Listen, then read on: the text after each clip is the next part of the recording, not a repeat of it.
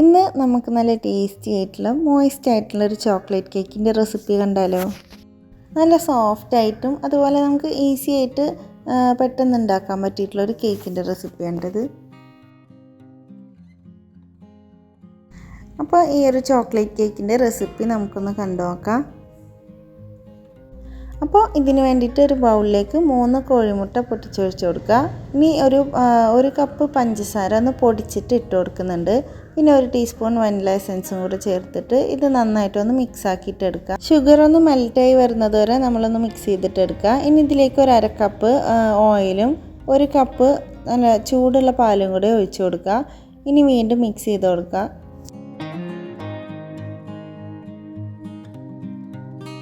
ഇനി ഇതിന് വേണ്ടിയിട്ടുള്ള ഡ്രൈ ഇൻഗ്രീഡിയൻസ് ഒന്ന് അരിച്ചിട്ടിട്ട് കൊടുക്കുക. അതിന് വേണ്ടിയിട്ട് 1 കപ്പ് മൈദ, 1/3 കപ്പ് കൊക്കോ പൗഡറും കൂടെ ചേർത്ത് കൊടുക്കുക. ഒരു 1/4 കപ്പിനേലും കൂടുതൽ എടുത്തിട്ടുണ്ട്. ഇനി 1 ടീസ്പൂണ് ബേക്കിംഗ് പൗഡറും 1/2 ടീസ്പൂൺ ബേക്കിംഗ് സോഡ ചേർത്ത് കൊടുക്കുക. പിന്നെ 2 നുള്ള ഉപ്പും പിന്നെ 1 ടീസ്പൂണ് കോഫി പൗഡറും കൂടെ ചേർത്ത് കൊടുക്കുക. ഇനി ഇതെല്ലാം ചേർത്ത ശേഷം നമുക്കിത് ഒരു വിസ്ക് വെച്ചിട്ട് പതുക്കെ ഒന്ന് ഫോൾഡ് ചെയ്തിട്ട് എടുക്കുക.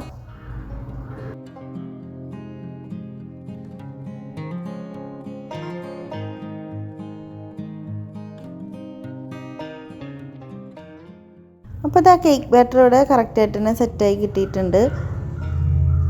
ഇനി നമുക്കിത് ഓയിലെല്ലാം ഗ്രീസ് ചെയ്തിട്ട് ബട്ടർ പേപ്പർ വെച്ചിട്ടുള്ള ഒരു കേക്ക് ടിന്നിലേക്ക് ഒഴിച്ചു കൊടുക്കുക. ഞാനിവിടെ ലോഫ് ടിന്നാണ് കേട്ടോ എടുത്തിട്ടുള്ളത്. നമുക്ക് റൗണ്ടിലോ സ്ക്വയറിലോ വേണമെങ്കിൽ സെറ്റാക്കിയിട്ട് എടുക്കാം. അപ്പോൾ ഞാനിവിടെ പ്രീ ഹീറ്റ് ചെയ്തിട്ട് എടുത്തിട്ടുള്ള ഒരു പാനിലേക്ക് ഈ ഒരു കേക്ക് ടിന്ന് ഇറക്കി വെച്ച് കൊടുക്കുന്നുണ്ട്.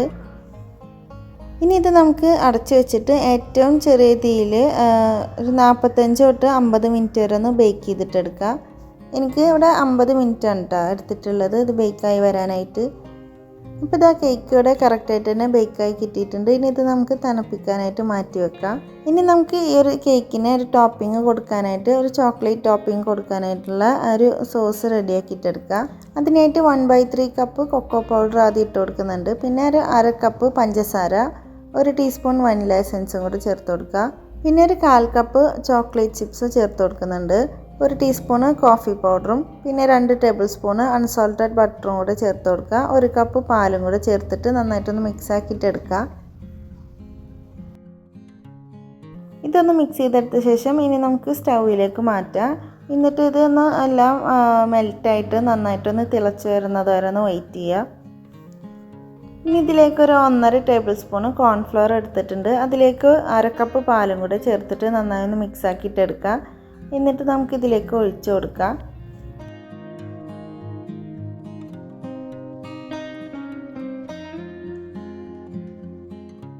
ഇനി ഇത് നമുക്ക് കൈ എടുക്കാണ്ട് തന്നെ ഒന്ന് ഇളക്കിയിട്ടൊന്ന് തിക്കാക്കിയിട്ട് എടുക്കണം. അപ്പോൾ ഇതുപോലെ ഈ ഒരു തിക്നെസ്സിലാണ് കേട്ടോ നമ്മൾ ചോക്ലേറ്റ് സോസ് ഇവിടെ റെഡി ആയിട്ട് കിട്ടുക. ഇനി നമുക്ക് ഫ്ലെയിം ഓഫ് ചെയ്യാം. അപ്പോൾ ഈ ഒരു സോസും ഇവിടെ റെഡി ആയിട്ടുണ്ട്. ഇനി നമുക്ക് കേക്കിൻ്റെ മുകളിലായിട്ട് ഈ ഒരു സോസ് സ്പ്രെഡ് ചെയ്ത് കൊടുക്കാം. അത്യാവശ്യം തിക്നെസ്സിൽ തന്നെ നമുക്ക് ഈ ഒരു സോസ് സ്പ്രെഡ് ചെയ്ത് കൊടുക്കാം.